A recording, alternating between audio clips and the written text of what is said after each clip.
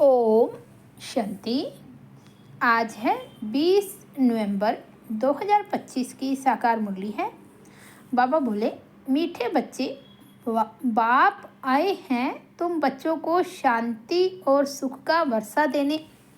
तुम्हारा सब धर्म ही शांत है, इसलिए तुम शांति के लिए भटकते नहीं हो। आज का प्रश्न है, अभी तुम बच्चे 21 जन्मों के लिए अखुट खजानों में वजन करने योग्य बनते हो। कैसे? उत्तर है, क्योंकि बाप जब नई सृष्टि रचते हैं तब तुम बच्चे उनके मददगार बनते हो, अपना सब कुछ उनके कार्य में सफल करते हो। इसलिए बाप उसके रिटर्न में 21 जन्मों के लिए तुम्हें अखुट खजानों में ऐसा वजन करते हैं जो कभी धन भी नहीं घुटता, दुख भी नहीं आता, अकाले मृत्यु भी नहीं आती। गीत बजा है मुझको सहारा देने वाले। ओम शांति। मीठे मीठे रूहानी बच्चों को ओम का अर्थ तो सुनाया है। कोई कोई सिर्फ ओम कहते हैं, परंतु कहना चाहिए ओम शांति। सिर्फ ओम का अर्थ निकलता है ओम आत्मा। ओम शांति का अर्थ है मैं आत्मा शांत स्वरूप हूँ। हम आत्मा हैं, ये हमारा शरीर है। पहले है आत्मा, पीछे है शरीर। आत्मा शांत स्वरूप है, उनका निवास स्थान है शांति धाम। बाकी कोई जंगल में जाने से सच्ची शांति नहीं मिलती है। सच्ची शांति मिलती ही तब है जब घर जाते हैं। दूसरा शांति चाहते हैं जहाँ अशांति है। यह अशांति का दुख धाम विनाश हो जाएगा, फिर शांति हो जाएगी। तुम बच्चों को शांति का वर्षा मिल जाएगा। वहाँ न घर में न बाहर राजधानी में अशांति होती। उसको कहा जाता है शांति का राज्य। यहाँ है अशांति का राज्य, क्योंकि रावण राज्य है।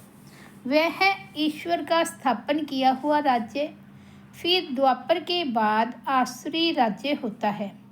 असुरों को कभी शांति होती नहीं। घर में, दुकान में, जहाँ तहाँ अशांति ही अशांति होगी। 5 विकार रूपी रावण अशांति फैलाते हैं। रावण क्या चीज़ है ये कोई भी विद्वान पंडित आदि नहीं जानते, समझते नहीं हैं। हम वर्ष वर्ष रावण को क्यों मारते हैं? सतयुग त्रेता में ये रावण होता ही नहीं। ये है ही दैवी राज्य। ईश्वर बाबा दैवी राज्य की स्थापना करते हैं तुम्हारे द्वारा, अकेले तो नहीं करते हैं। तुम मीठे मीठे बच्चे ईश्वर के मददगार हो। आगे थे रावण के मददगार, अब ईश्वर आकर सर्व की सद्गति कर रहे हैं। पवित्रता, सुख, शांति की स्थापना करते हैं। तुम बच्चों को ज्ञान का अब तीसरा नेत्र मिला है। सतयुग त्रेता में दुख की बात नहीं, कोई गाली आदि नहीं देते, गंध नहीं खाते। यहाँ तो देखो गंध कितना खाते हैं। दिखाते हैं श्री कृष्ण को गौएं बहुत प्यारी लगती थी। ऐसे नहीं कि श्री कृष्ण कोई ग्वाला था, गौ की पालना करते थे। नहीं, वहाँ की गऊ और यहाँ की गऊ में बहुत बहुत फर्क है। वहाँ की गायें सतो प्रधान बहुत सुंदर होती है। जैसे सुंदर देवताएं वैसे गायें, देखने से ही दिल खुश हो जाए। वह है ही स्वर्ग, ये है नरक। सभी स्वर्ग को याद करते हैं। स्वर्ग और नरक में रात दिन का फर्क है। रात होती है अंधियारी, दिन में है सोजरा। ब्रह्मा का दिन गोया ब्रह्मा वंशियों का भी दिन हो जाता। पहले तुम भी घोर अंधियारी रात में थे। इस समय भक्ति का कितना जोर है। महात्मा आदि को सोने में वजन करते रहते, क्योंकि शास्त्रों में बहुत विद्वान हैं। उनका प्रभाव इतना क्यों है, यह भी बाबा ने समझाया है। झाड़ में नए नए पत्ते निकलते हैं तो सतो प्रधान हैं। ऊपर से कोई सोल आएगी तो जरूर उनका प्रभाव होगा ना।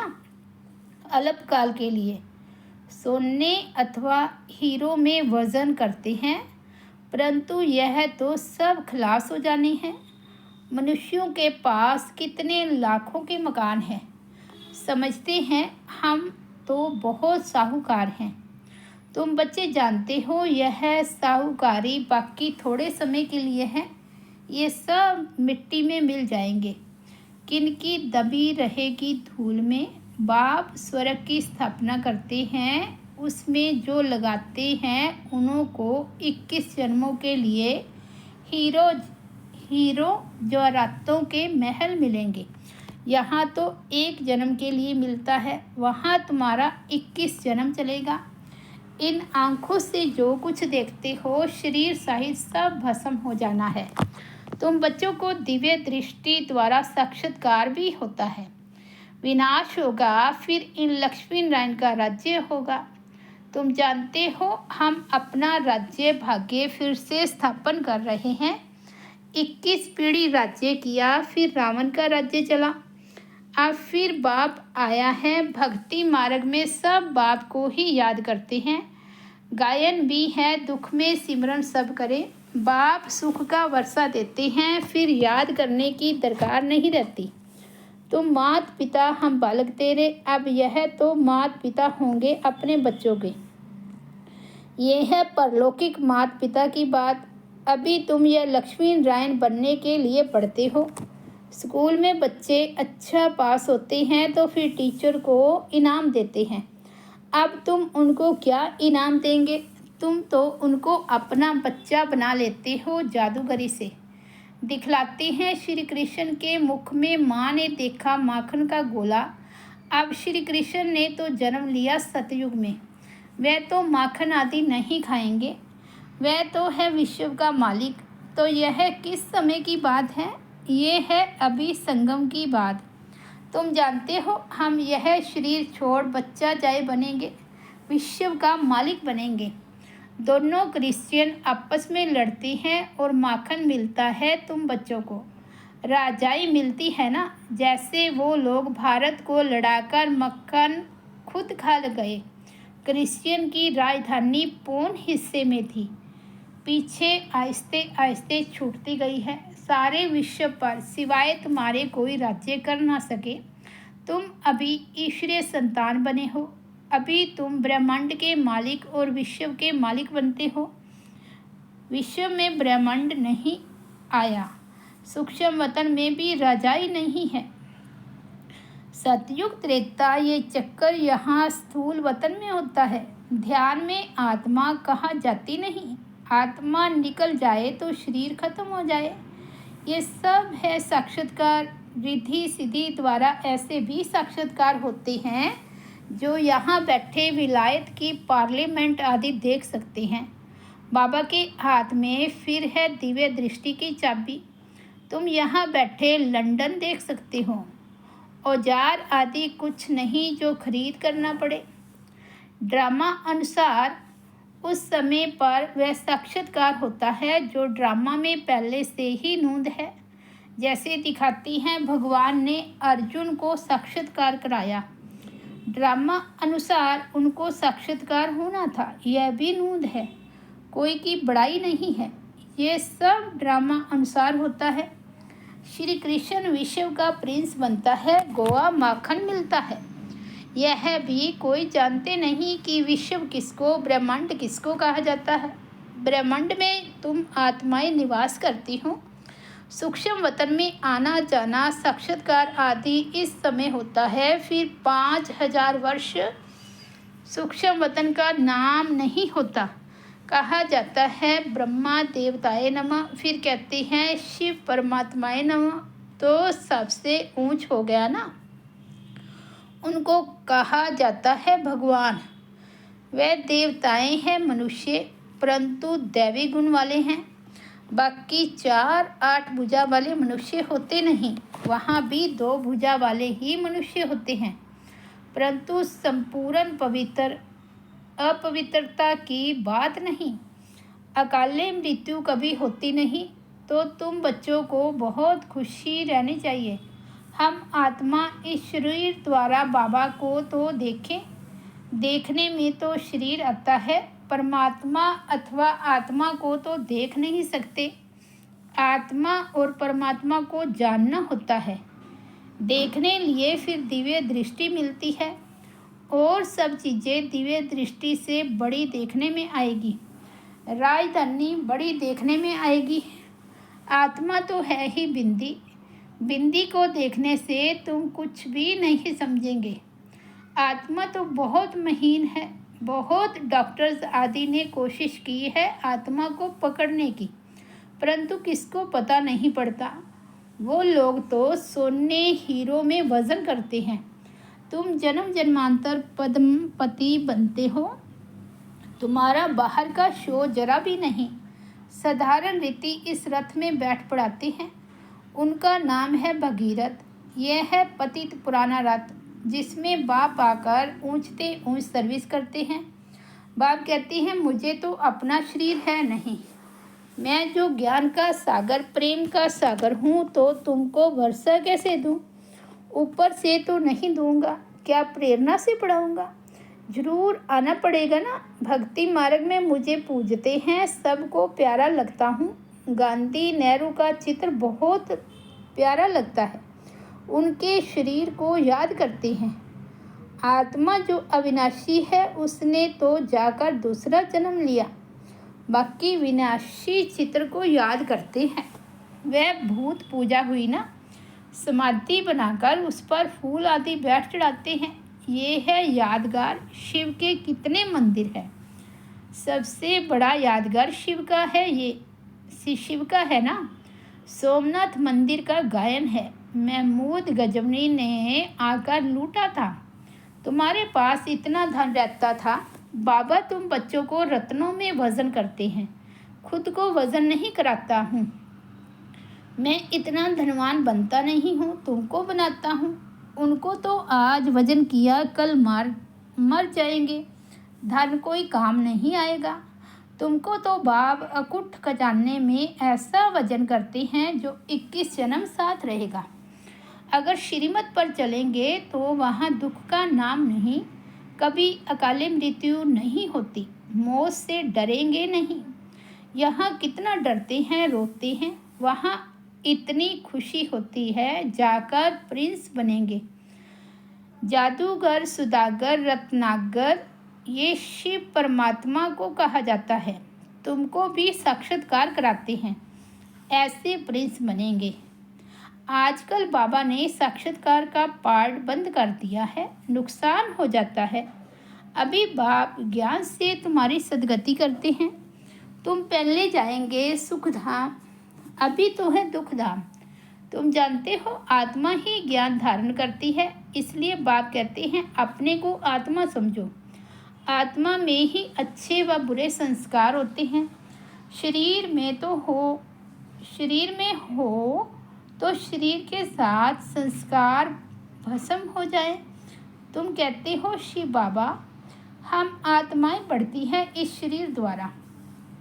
नई बात है ना, हम आत्माओं को शिव बाबा पढ़ाते हैं, ये तो पक्का याद करो। हम सब आत्माओं का वह बाप भी है, टीचर भी है।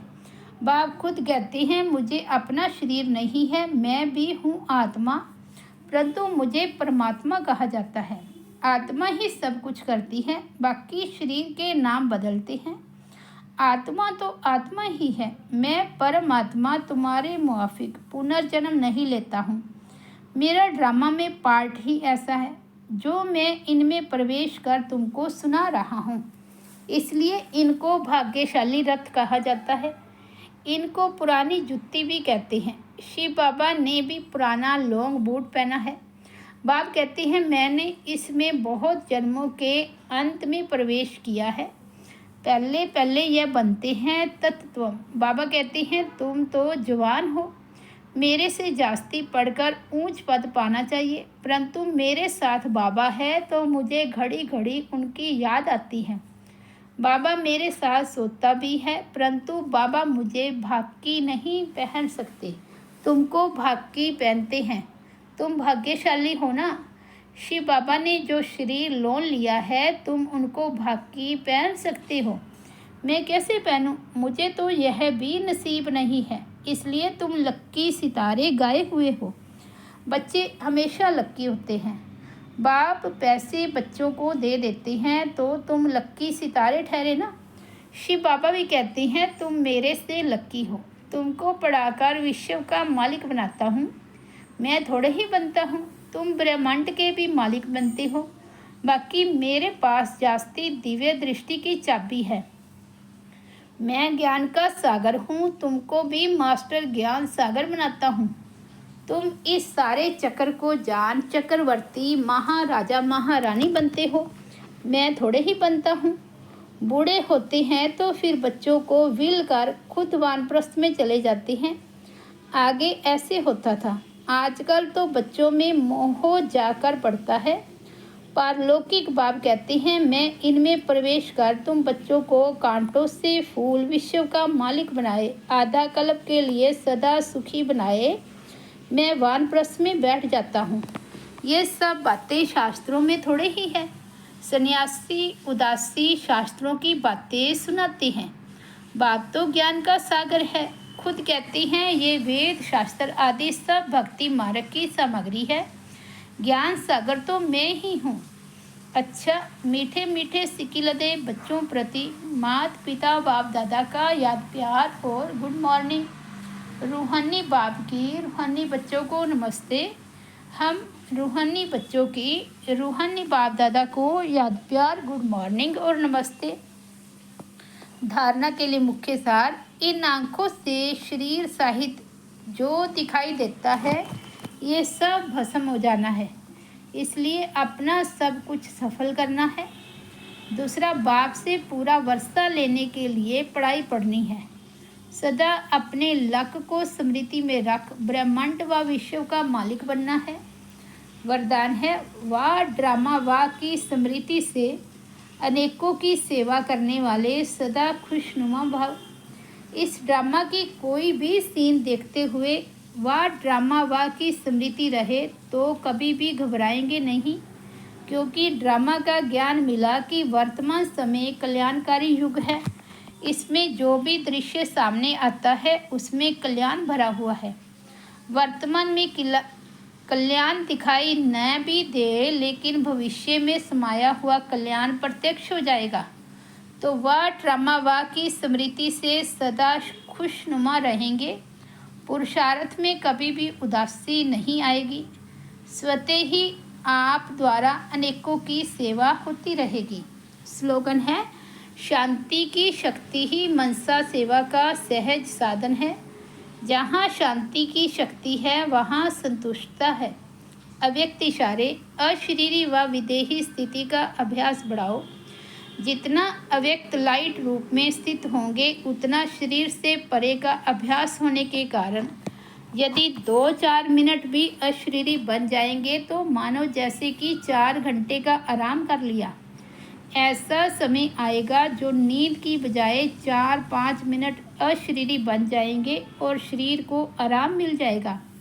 लाइट स्वरूप के स्मृति को मजबूत करने से हिसाब किताब चुकतू करने में भी लाइट रूप हो जाएंगे। अच्छा, ओम शांति।